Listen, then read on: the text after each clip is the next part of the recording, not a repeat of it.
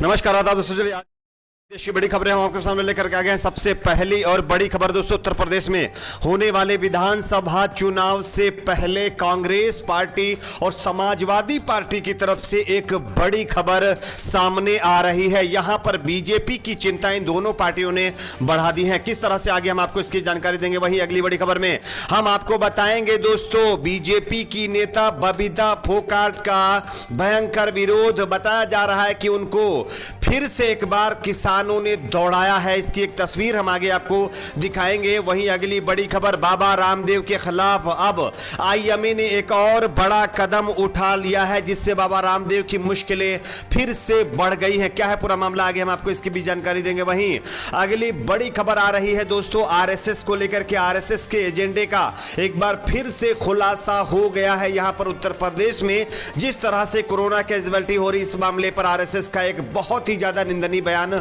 सामने आया है। क्या कहा गया है, आगे हम आपको इसकी भी जानकारी देंगे। वहीं अगली बड़ी खबर आ रही है दोस्तों, मोदी सरकार के 7 साल पूरे होने पर कांग्रेस पार्टी की तरफ से बीजेपी के ऊपर बड़ा हमला बोला गया है। क्या कहा गया है, हम आपको इसकी भी जानकारी देंगे। वहीं अगली बड़ी खबर दोस्तों, राजस्थान से आ रही है, जहां पर बीजेपी के अंदर भारी बगावत देखने को मिली है। वसुंधरा राजे के समर्थकों ने बीजेपी के खिलाफ मोर्चा खोल दिया है। किस तरह से, आगे इसकी तस्वीर दिखाएंगे। वहीं अगली बड़ी खबर दोस्तों, कोरोना की दूसरी लहर के बाद महाराष्ट्र से एक और चिंताजनक खबर, तीसरी लहर की सनक अब एक बार फिर से देखने को मिल रही है। 8000 बच्चों को लेकर के बड़ी खबर आ रही है, हम आपको इसकी भी जानकारी देंगे। उससे पहले एक छोटी सी रिक्वेस्ट आपसे करेंगे दोस्तों, आप इस वीडियो को लाइक करके चैनल को सब्सक्राइब जरूर कर लीजिए। जैसा कि आप सभी को पता होगा, उत्तर प्रदेश में होने वाले विधानसभा चुनाव 2022 को लेकर के जहां एक तरफ बीजेपी आरएसएस लगातार अपनी तैयारियों में जुट गया, वहीं अब कांग्रेस पार्टी और समाजवादी पार्टी से लेकर के बड़ी खबर सामने आ रही है। आप इस खबर को देख सकते हैं। हाल ही में हुए विधानसभा चुनाव में हार के बाद कांग्रेस पर उत्तर प्रदेश में रणनीति बनाने का दबाव बढ़ गया है। पार्टी में गठबंधन की मांग तेज हो गई है। पार्टी नेताओं का मानना है कि वर्ष 2022 के यूपी विधानसभा चुनाव में कांग्रेस को भाजपा की हार सुनिश्चित करनी है तो क्षेत्रीय दलों के साथ मिलकर के चुनाव लड़ना होगा। ऐसा नहीं होता है तो पार्टी के लिए सियासी राह आसान नहीं होगी। उत्तर प्रदेश में चुनावी गठबंधन की वकालत करने वाले नेताओं का कहना कि 5 राज्यों के चुनाव परिणाम से सबक लेना चाहिए। पार्टी केरल और असम में जीत की दहलीज तक नहीं पहुंच पाई है, जहां सरकार में वापसी की सबसे ज्यादा उम्मीद थी। लेकिन इसी को लेकर के अब बताया जा रहा है कि आने वाले दिनों में समाजवादी पार्टी और कांग्रेस पार्टी फिर से एक बार उत्तर प्रदेश में गठबंधन कर सकती हैं, जिसके चलते बीजेपी की मुश्किलें फिर से एक बार बढ़ सकती हैं। अब देखना यह होगा कि यह गठबंधन होता है या नहीं होता है। आपकी अपनी इस पर क्या राय है, नीचे कमेंट बॉक्स में जरूर बताएं। बात करते हैं अगली बड़ी खबर की। अगली बड़ी खबर आ रही है दोस्तों, बबीता फोगाट को एक बार फिर से किसानों ने दौड़ाया है। आप इस खबर को देख सकते हैं दोस्तों। भाजपा नेता और महिला विकास निगम की चेयरमैन बबीता फोगाट को रविवार सुबह गांव बिरही कला में किसानों के विरोध का सामना करना पड़ा है। किसानों ने कन्नी प्रधान राजकरण पांडवान की अगुवाई में बबीता फोगाट को काले झंडे दिखाए। किसान सड़क पर लेट गए और इससे बबीता फोगाट की गाड़ी के आगे चल रही पीसीआर को भी रुकना पड़ा है। बड़ी संख्या में साथ चल रहे पुलिस बल ने कड़ी मशक्कत के बाद रास्ता खुलवाया। विरोध के कारण बबीता फोगाट को अपना बिरही कला गांव का कार्यक्रम रद्द तक करना पड़ा है। वापसी दादरी लौटना पड़ा है। इससे पहले किसानों को जैसे ही बबीता फोगाट के आने की सूचना मिली, वो बिरही गांव कला अड्डे पर जुट गए, जिसके बाद लगातार बबीता फोगाट कर वहां पर जो है किसानों ने इनका विरोध चालू कर दिया और विरोध प्रदर्शन इस हद तक बढ़ गया कि बबीता फोगाट को वहां से जो है उल्टे पांव भागना पड़ा है। बात करते हैं अगली बड़ी खबर की। अगली बड़ी खबर आ रही है दोस्तों, आईएमए ने बाबा रामदेव के खिलाफ एक और बड़ा कदम उठा लिया। आप इस खबर को देख सकते हैं। कोरोना की तीसरी लहर में बाबा रामदेव स्वास्थ्य सेवाओं का जिम्मा संभाले, मरीजों का योग और आयुर्वेद के जरिए उपचार किया जाए।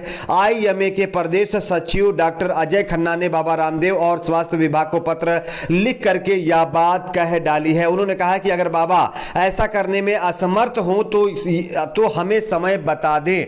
साथ ही साथ बाबा रामदेव और आईएमए के बीच लगातार बयानबाजी का दौर जारी है। शनिवार को सोशल मीडिया पर इस तरह के मैसेज वायरल हुए कि आईएमए ने बाबा रामदेव के खिलाफ दर्ज एफआईआर और मानहानि का दावा वापस लेने का फैसला किया है, लेकिन ऐसा कुछ हुआ नहीं है।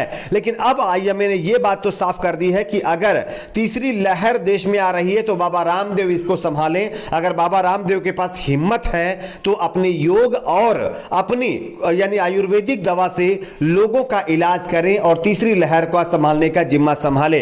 अब देखना यह होगा कि बाबा रामदेव को जब इस जिम्मेदारी को उनके ऊपर दिया गया तो कैसे संभालते हैं, लेकिन यह कहीं ना कहीं आईएमए की तरफ से बाबा रामदेव के खिलाफ बड़ा मोर्चा खोला गया है। बात करते हैं अगली बड़ी खबर की। अगली बड़ी खबर आ रही है दोस्तों, आप लोगों ने देखा होगा कोरोना काल में उत्तर प्रदेश में जिस तरह से अंतिम संस्कार में भी लोगों को जगह नहीं मिली, इसको लेकर के जब मीडिया चैनलों ने खबर दिखाई तो आरएसएस का जो बयान सामने आ रहा है आपको हम इस खबर के जरिए दिखा रहे हैं, आप देख सकते हैं। कोरोना महामारी की दूसरी लहर के बीच उत्तर प्रदेश में कई इलाकों में गंगा के किनारे जिस तरह से आप लोगों ने देखा होगा लोगों की बॉडी मिली और नदियों के अंदर को बहाया गया, इस पर जब मीडिया अपना कहीं ना कहीं जिम्मेदारी निभाते हुए जब फैक्ट दिखा रही है तो आरएसएस ने ऐसी खबरों को एजेंडा का हिस्सा बता दिया है। आरएसएस का मानना यह है कि ये जो भी खबरें दिखाई जा रही गंगा किनारे की और साथ ही साथ कोरोना कैजुअल्टीज की, ये कहीं ना कहीं एक एजेंडे से जो है प्रेरित हैं। सह प्रचारक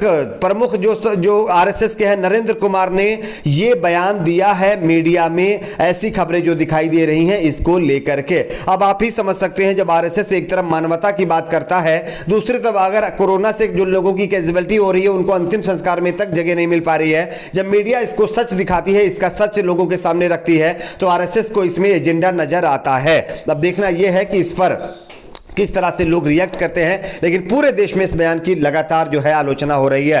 बात करते हैं अगली बड़ी खबर की। अगली बड़ी खबर आ रही है राजस्थान से, जहां पर बीजेपी के अंदर फिर से भगदड़ मच गई है। आप इस खबर को देख सकते हैं दोस्तों, राजस्थान में कोरोना काल में बीजेपी में एक बार फिर से खेमेबंदी सामने आई है। वसुंधरा राजे खेमा कोरोना संकट के समय अब जरूरतमंदों को राहत पहुंचाने के लिए वसुंधरा जन रसोई योजना लेकर के आया है। राजस्थान के विभिन्न शहरी और ग्रामीण इलाकों में इसकी शुरुआत कर दी गई है। वसुंधरा खेमे के इस कदम पर पार्टी में अंदर खाने से गुहाड़ हो रही है, लेकिन फिलहाल संगठन ने चुप्पी साध रखी है। बताया जा रहा है कि इसको लेकर के जो वसुंधरा राजे की तरफ से जो है रिलीफ एक तरह से बैनर बनाया गया है, इसमें देश के प्रधानमंत्री नरेंद्र मोदी की तस्वीर को गायब कर दिया गया है और इससे ही यह पता लगाया जा सकता है कि किस तरह से वसुंधरा राजे खेमा मोदी से कितना नाराज चल रहा है। बात करते हैं अगली बड़ी खबर की। अगली बड़ी खबर महाराष्ट्र से आ रही, कोरोना की दूसरी लहर की दस्तक महाराष्ट्र में देखी जा सकती है। दोस्तों आप इस खबर को देख सकते हैं, महाराष्ट्र में तीसरी लहर की दस्तक, एक जिले में 8000 बच्चे कोरोना संक्रमित पाए गए हैं। सरकार की तैयारियां इसको लेकर के शुरू कर दी गई हैं, लेकिन यह बड़ी खबर है दोस्तों, कोरोना की तीसरी लहर देश में लगातार अब जो है आती जा रही है, जिसकी शुरुआत महाराष्ट्र से हो गई है। बात करते हैं अगली बड़ी खबर की। अगली बड़ी खबर, मोदी सरकार के 7 साल पूरा होने पर कांग्रेस प्रवक्ता रणदीप सुरजेवाला ने मोदी सरकार के ऊपर हमला बोल दिया है। कांग्रेस प्रवक्ता रणदीप सुरजेवाला ने कहा है कि देश ने 7 सालों में बहुत कुछ खो दिया है। केंद्र की नरेंद्र मोदी सरकार के 7 वर्ष का कार्यकाल 30 मई को पूरा हुआ और इस उपलक्ष्य पर भाजपा की ओर से देश भर में कोरोना काल में सेवा कार्य चलाया गया। भाजपा के मंत्री, सांसद, विधायक और कार्यकर्ता कोरोना संकट में लोगों की मदद के लिए सेवा कर रहे हैं। वहीं दूसरी तरफ यानी कांग्रेस पार्टी का कहना है कि इन 7 सालों में देश ने बहुत कुछ खो दिया है। आपकी अपनी इस पर क्या राय नीचे कमेंट बॉक्स में जरूर बताइए। वीडियो को लाइक, शेयर, चैनल को सब्सक्राइब जरूर करें।